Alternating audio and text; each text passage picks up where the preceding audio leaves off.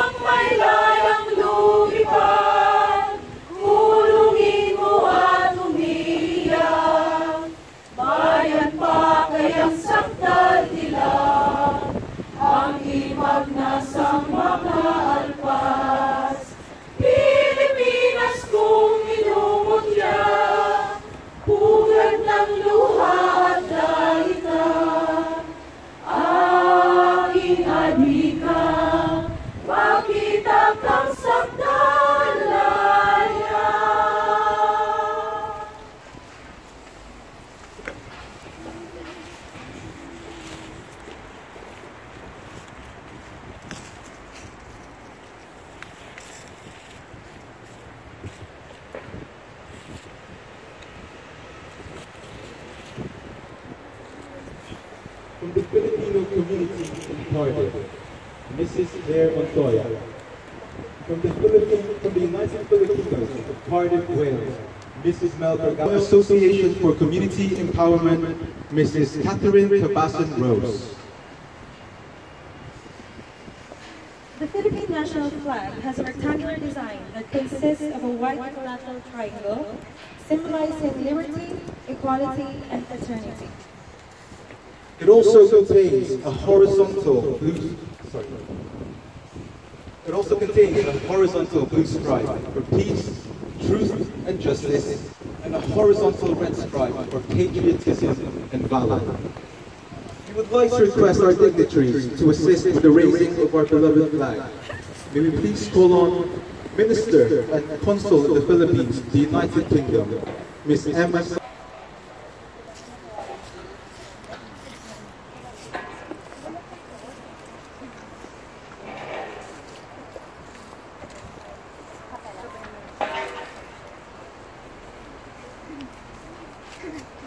Bayang magiliw, bayang nagiliw, pelas ng silanganan, alam ng puso, sa litik mo'y buhay, lupang hinirang, tuyan na ng magiting, sa manlulupi, di mapasisiin, sa dagat at bundok, sa simoy at sa langit mo'y bangka.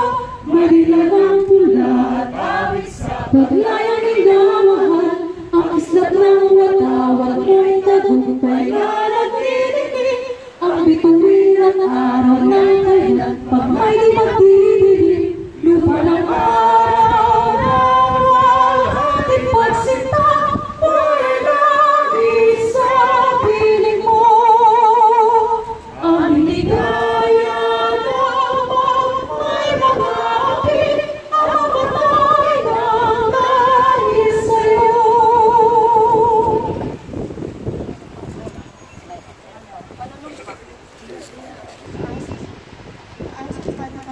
sa ayos ng panunumpa.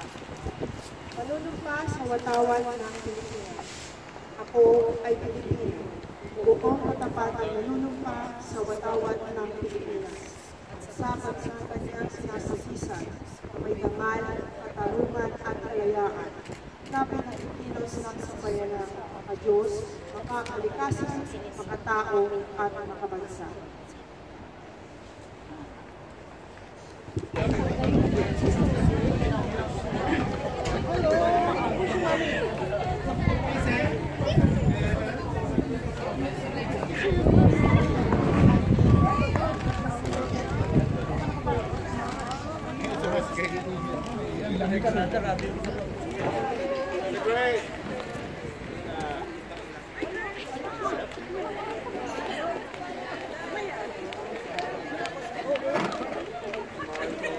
Uy, hello!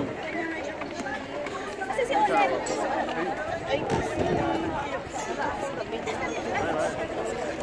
Ah! An, kami naman ko naman. Apol! Video yan.